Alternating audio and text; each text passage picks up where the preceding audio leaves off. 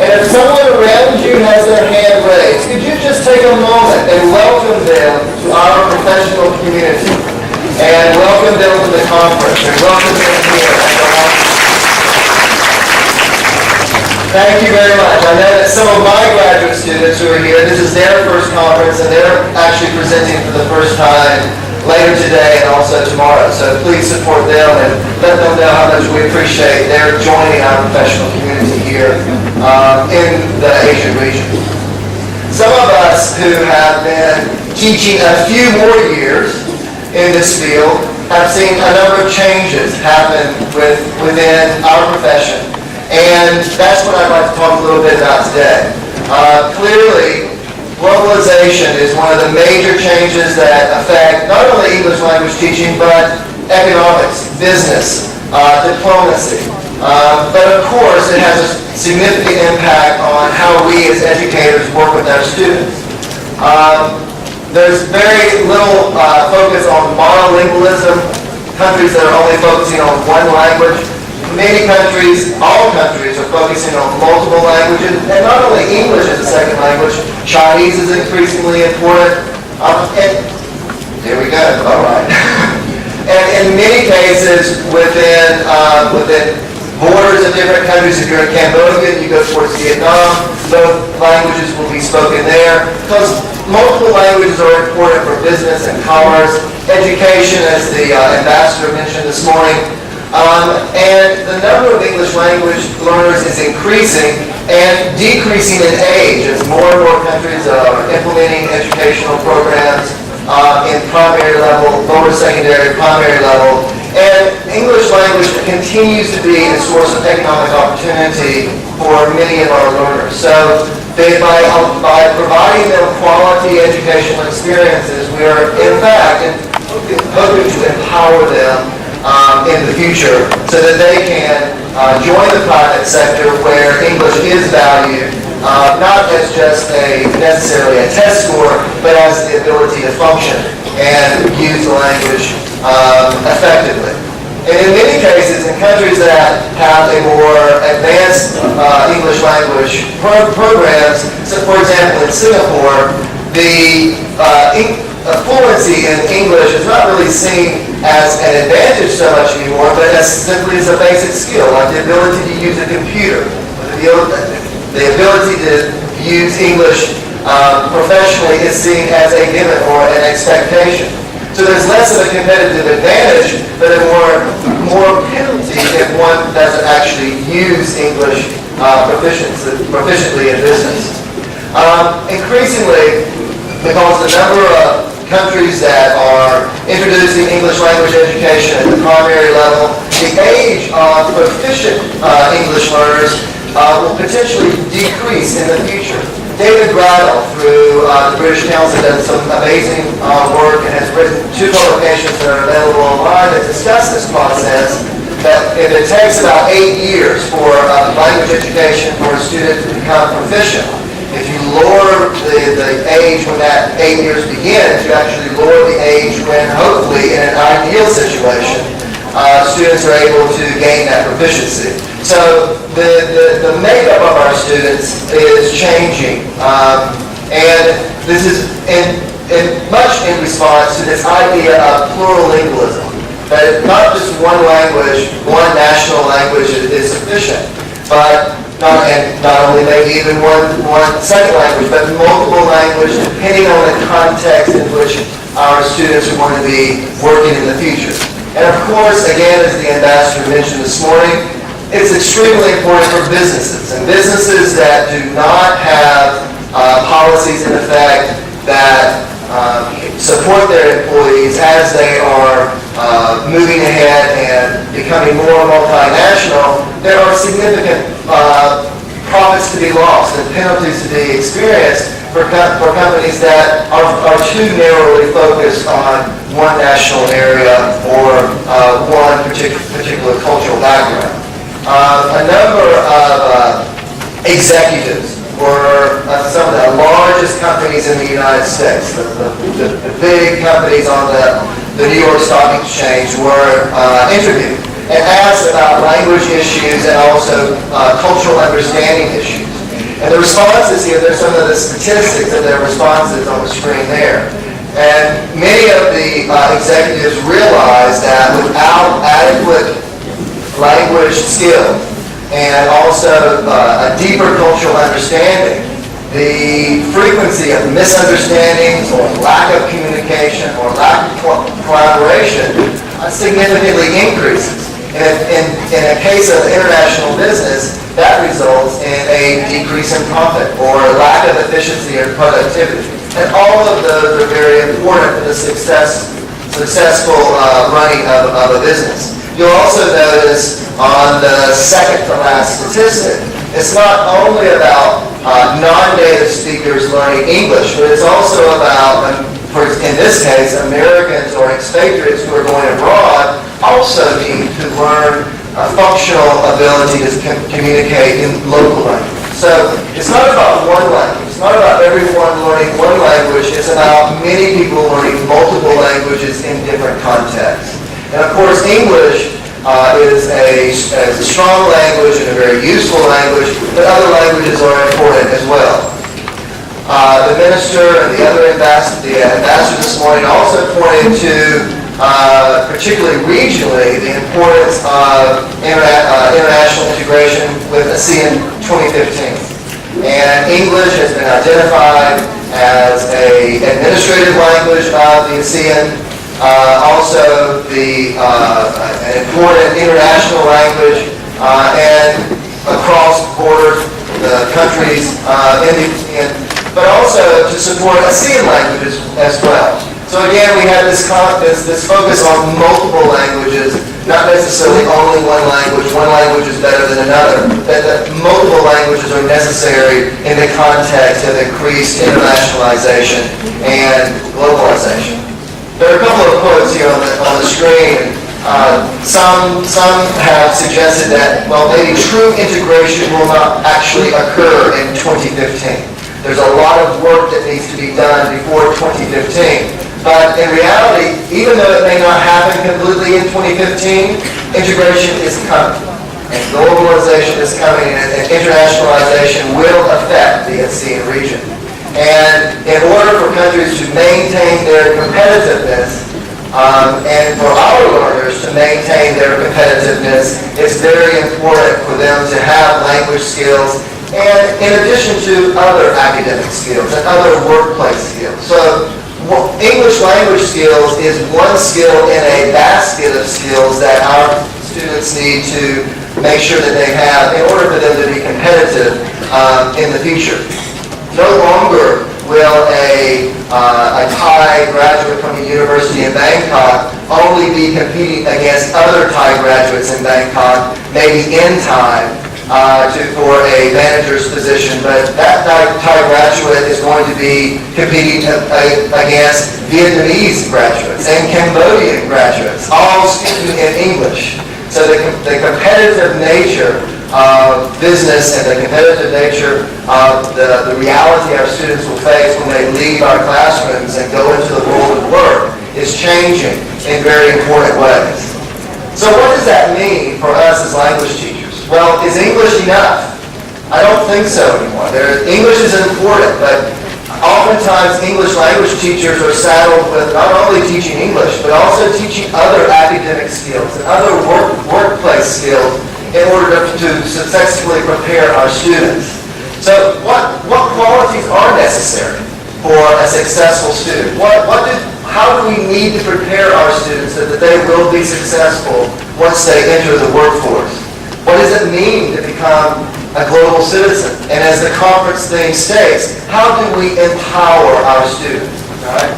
From one perspective, empowerment means providing students the skills necessary so that they can make choices about their future, so that they are not left to the whims of others, but they actually have the skills so they can make choices about where they want to work and in what area they want to work, and they have the skills in order to be successful in those areas.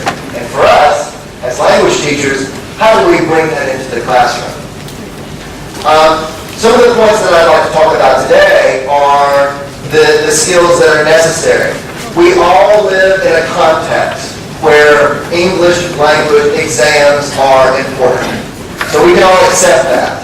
That's not going to go away anytime soon. So entrance exams to university, entrance exams to high school, the TOEIC exam for employment, all of those are going to be important. So we can't ignore that fact, but we also can't ignore that other skills are also equally important. The ability to not only test high on an exam, but the ability to actually communicate in the language, the ability to critically analyze and think, employing critical thinking skills, the development of other skills such as leadership and collaboration and teamwork in the workplace, and the ability to empathize and understand other cultures.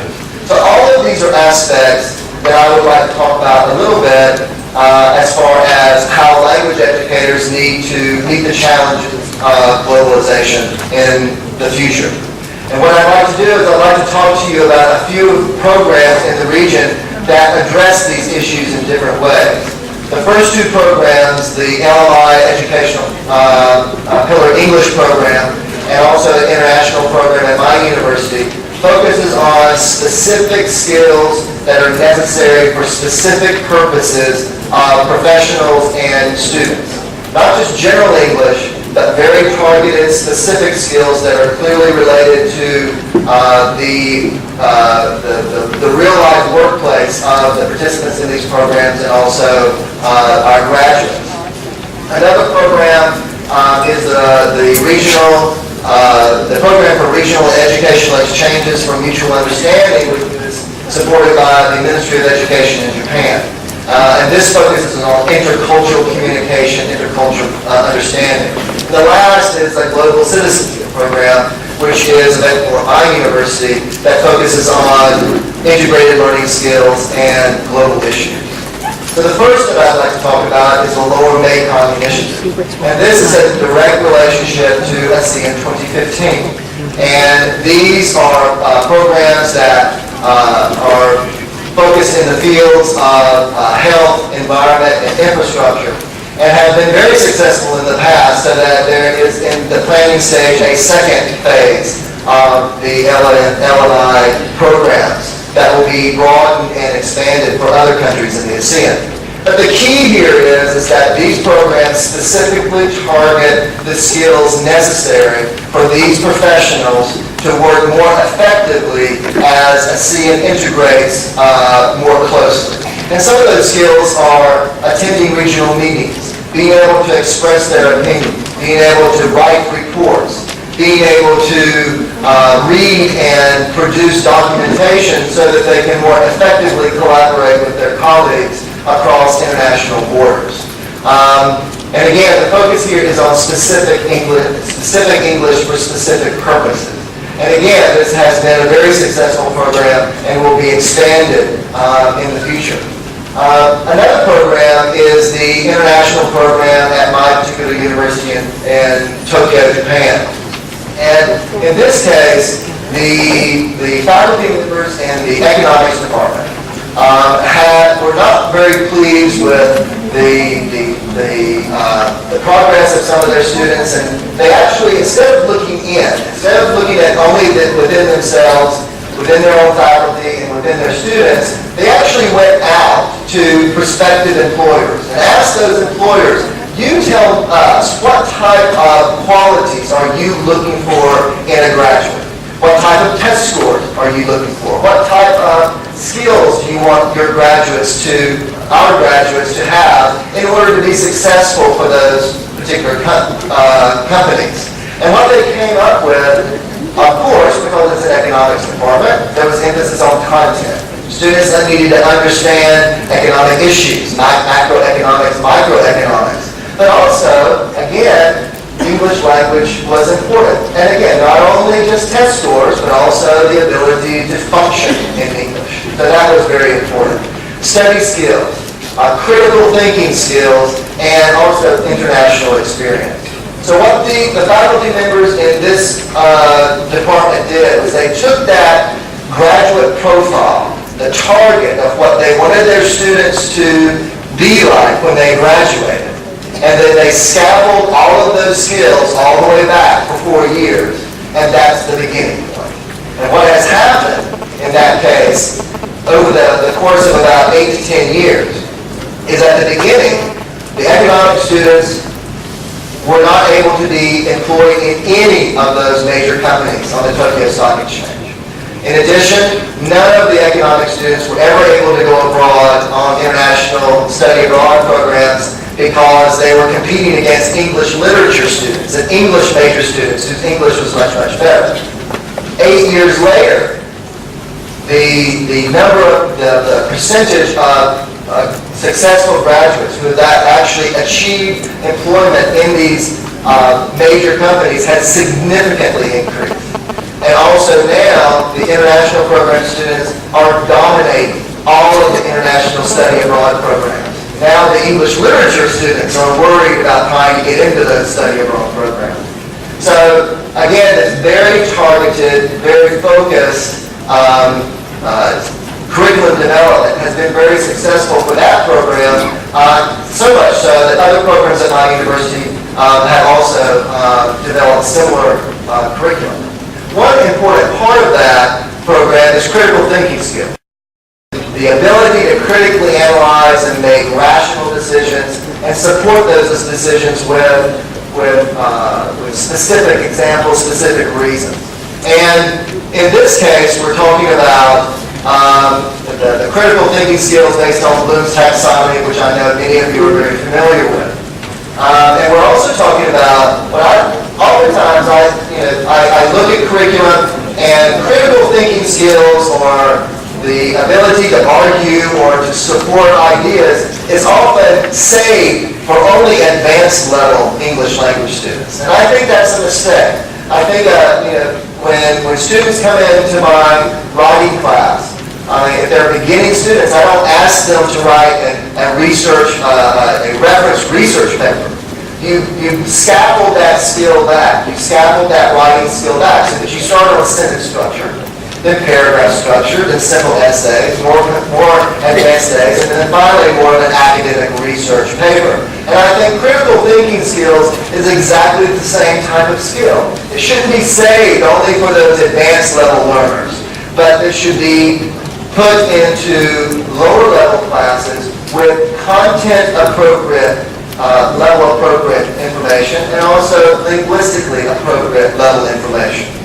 So if we take a quick look at Bloom's taxonomy, on the left-hand side is the older version of Bloom's taxonomy. On the right-hand side is a little bit newer version. But basically they're very similar. So if you look at the bottom stage there, you're actually just gaining knowledge. Do you understand the information that I'm giving you? Whereas the second level is, can you understand, can you begin to give me that information back? Can you apply that information to a different context, right? And can you analyze based on that information? For example, can you compare and contrast? Can you explain? Can you rank information? And then in a synthesis, can you gather information from different areas and put that together in a new form and present that? For example, can you do some research on the internet and pull in information, maybe write a paragraph or write a paper and then present that in the future? And the top level on the older style is evaluate. And evaluate is making a judgment and supporting that judgment in a specific way. So if you look at let's take those ideas and put them into a more practical example. So this is more of a lower level language proficiency, and also a more simple content. So here we're talking about movies. A very common topic that's often introduced very early in elementary language books. And the first is, what is your favorite movie? That's simple knowledge. All right, what's your favorite movie?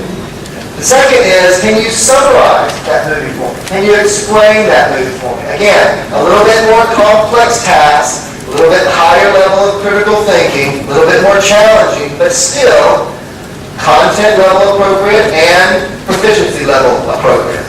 All right? Application. Think about the ending of your favorite movie. Is there any other ending that might be possible? Compare and contrast your favorite movie with a favorite movie of your partner. Use the internet and bring together more information about the director, the favorite, the actor, etc. Or tell me why. My favorite movie is A, because A, B, and C. Relatively simple content, relatively simple structure, but that's the highest level of evaluation of critical thinking skill. So if students go through that level, from elementary to intermediate to advanced, and that process of going through critical thinking skills is already established. And in many cases, keep in mind, critical thinking skills doesn't always have to be in English. It can certainly be in a native language, right? So there are two different skills we're talking about. We certainly want to include English as much as possible. But at the same time, you can also use L1 to help students gain these critical thinking skills.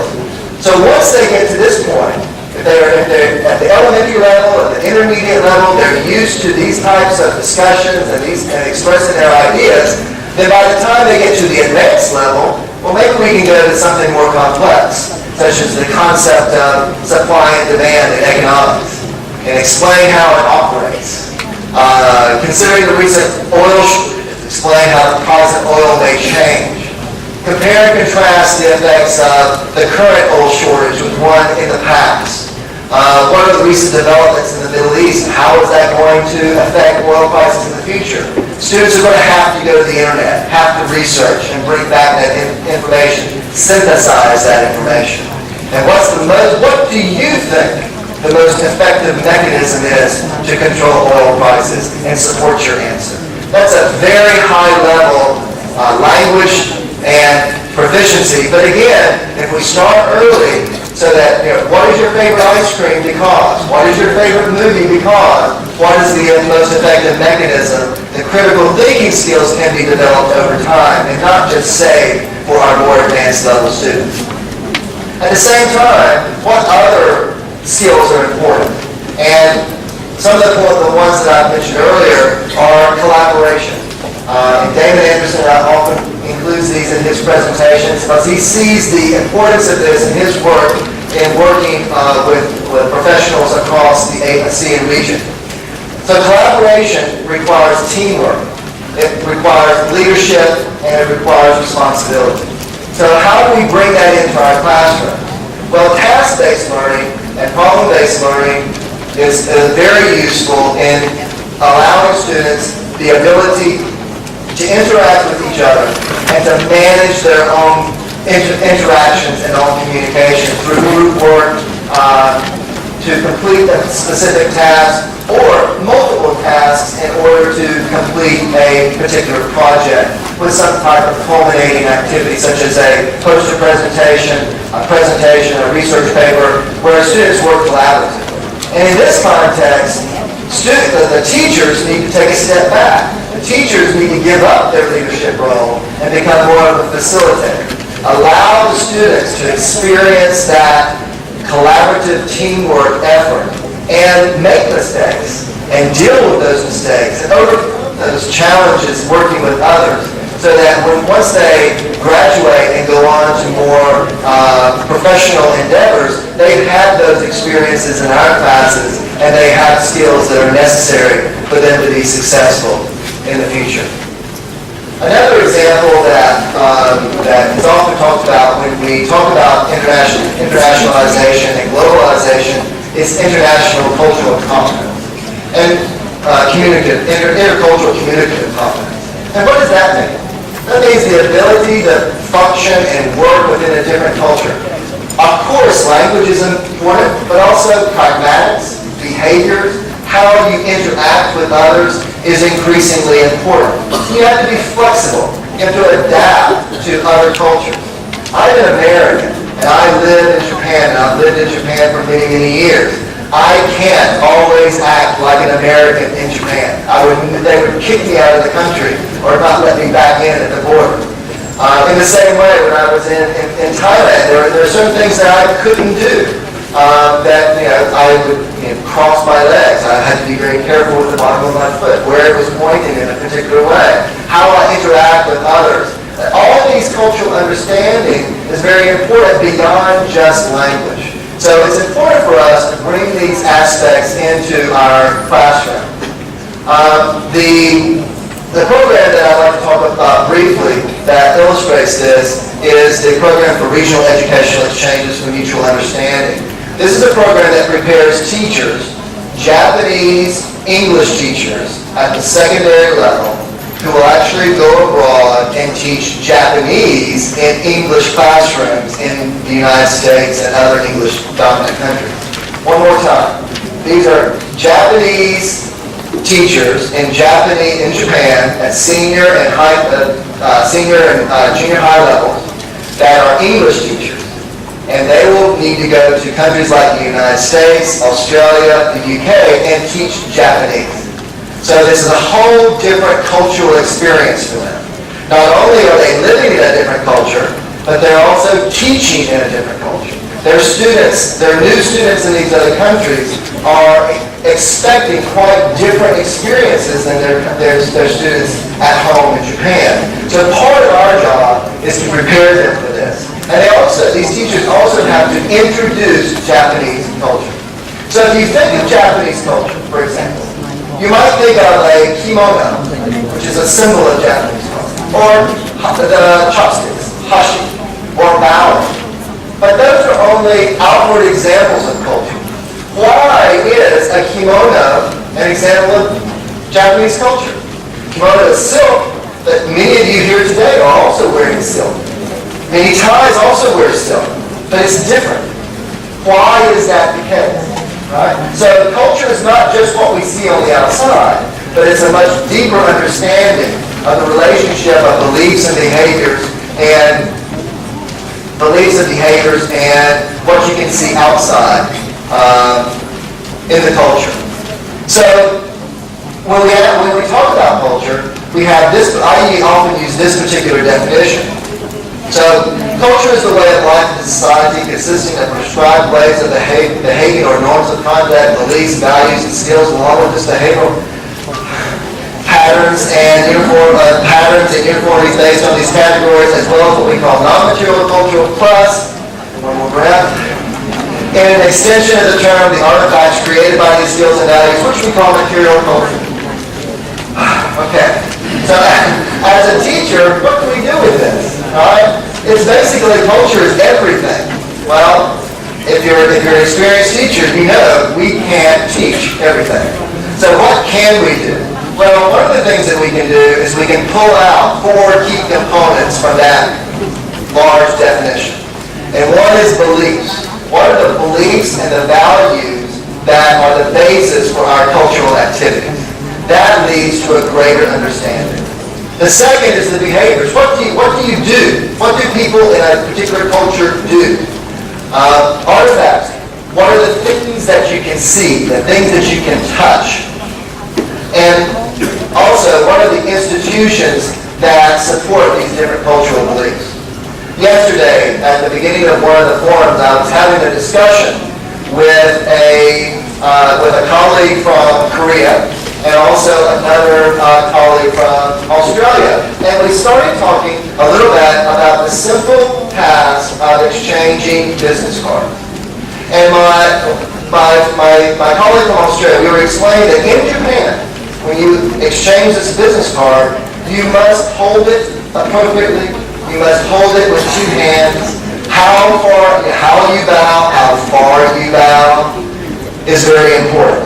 My colleague from Korea said, yes, we do many of the same things, but we don't hold it with 2 hands, we hold it with 1. And then also, when you take the card, you never just put it in your pocket, you put it in a nice, safe place on the table. You look at it, not too long, don't want to stare at it, but you look at it to appreciate it, and then you continue the discussion.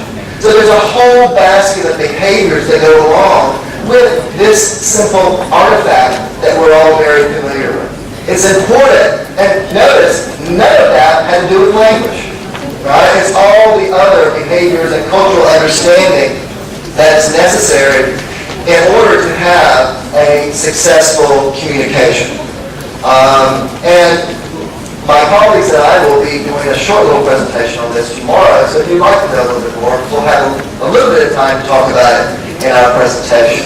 But we can also go through a number of aspects that affect cultural understanding. Historical influences, education, religion, the family, all of these aspects can affect culture and how we believe and the values that we have and how they're different across different cultures.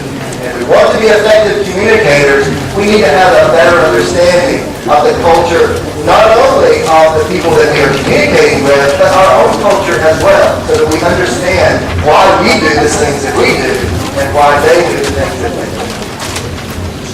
My last program that I'd like to talk about briefly is the Global Citizenship Program. And this program also focuses on critical thinking skills, specific language skills, but it also focuses on integrated skills and also global issues. And this is a program for our honor students. This is a very high-level program. But some of the ideas here, I hope that you can adapt even for lower-level students in many contexts. So the program includes an EAP component. It includes a foundations course. It includes program seminars and tutorials. So it's a very comprehensive program. But the two components that I'd like to talk about first are integrated skills and global issues. So the integrated skills grows out of the new IDT TOEFL exam. How many of you are familiar with the TOEFL exam? All right, I see a lot of hands, right? So the IDT TOEFL exam, I believe, is significantly more challenging than the old paper-based exam. And I think many of you in the audience would agree with me on that. One of the important points is that in the integrated writing and integrated speaking, students must be able to access packets of information through one skill, access additional packets of information through a second skill, put that information together, and then demonstrate that in a third skill.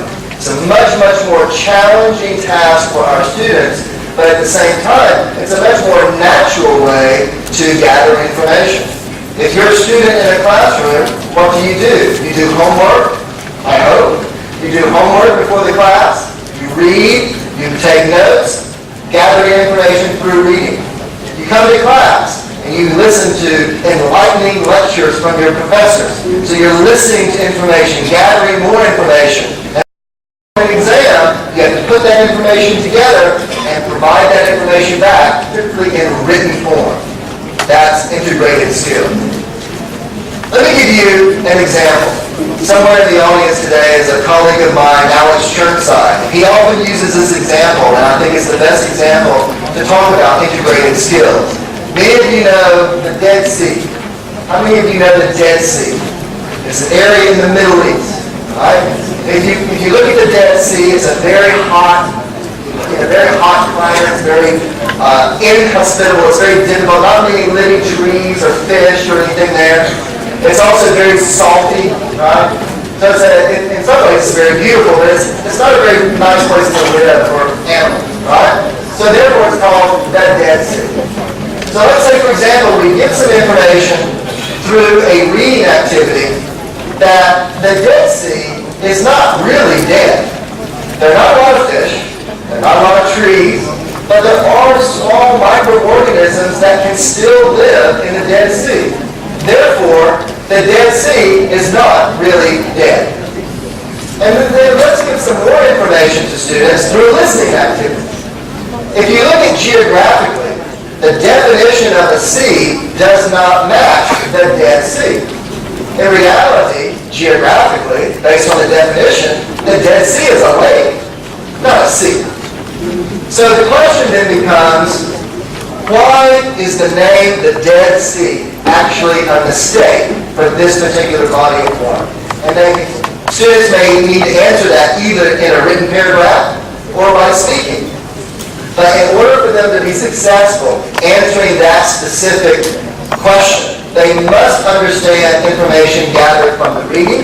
They must gather information from the listening and put that information together and produce that information either in speaking or writing.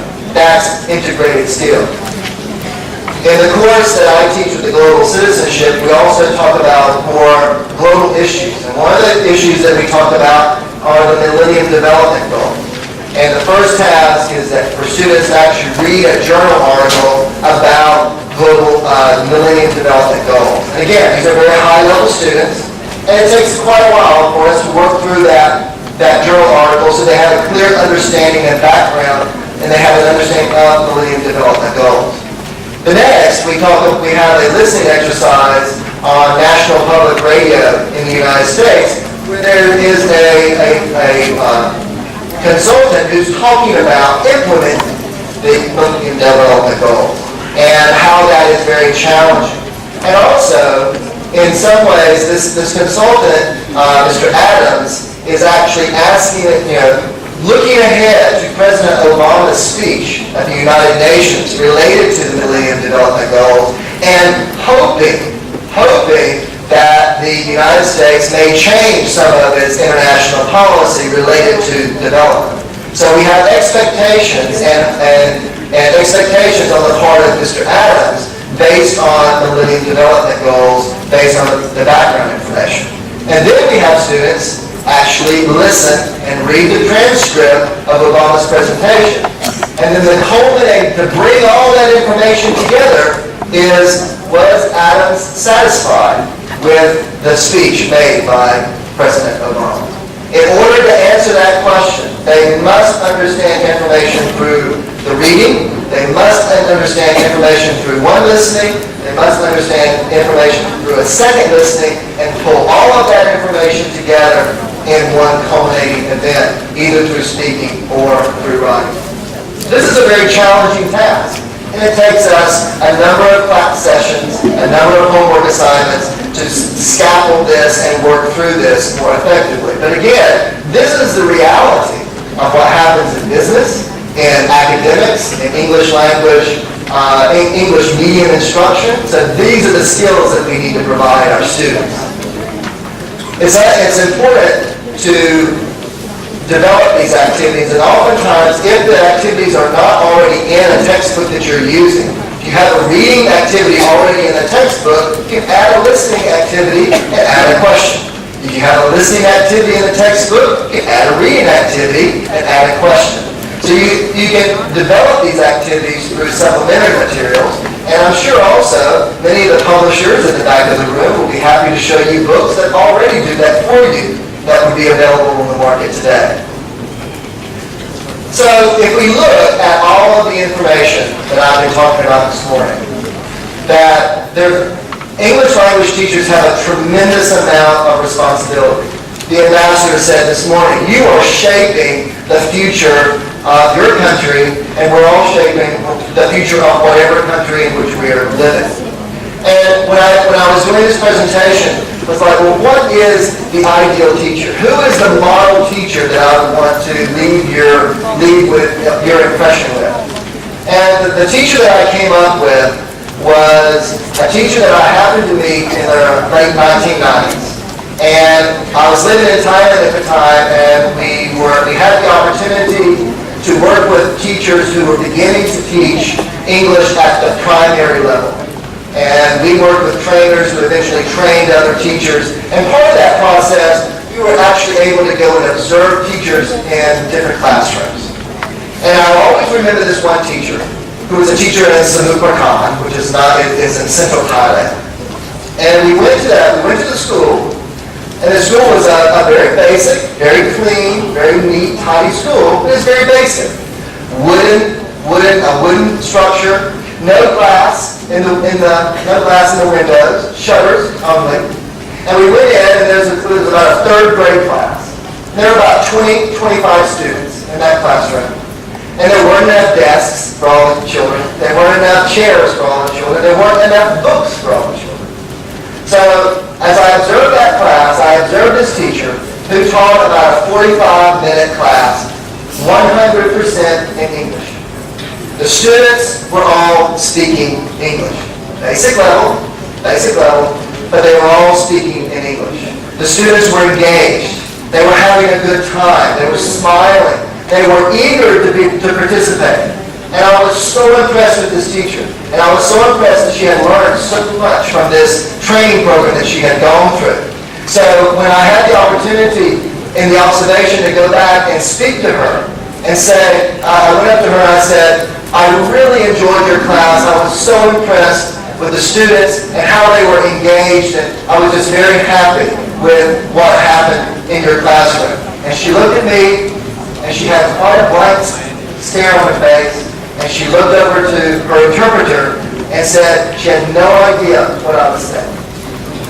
And what I realized was that later through the observation, I learned that she was actually studying the language just before she was teaching the language in her classroom. So she was about 2 weeks ahead of her students. And I think back, and I still to this day am so impressed.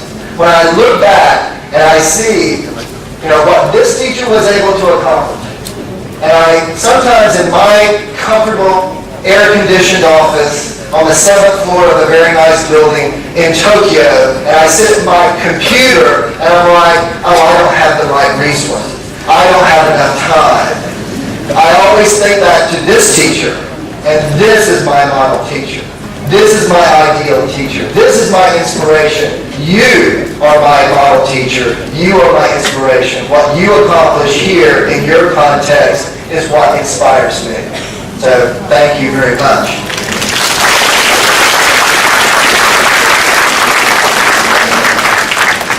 Before they let me off the stage, let me leave you a couple of key points. Global opportunities are increasing, but also is competition. So it's extremely important for us to prepare our students. Focus on developing critical thinking skills, integrated skills, helping students have a better cultural understanding of the countries that they'll be working with, and be able to provide them with the multiple skills necessary. As the ambassador and the minister said this morning, it's our job. You are shaping a nation. You are shaping the future. Always keep that in mind and be successful. And I hope you enjoy the rest of the conference and learn many, many things from all of your colleagues around the world. Now,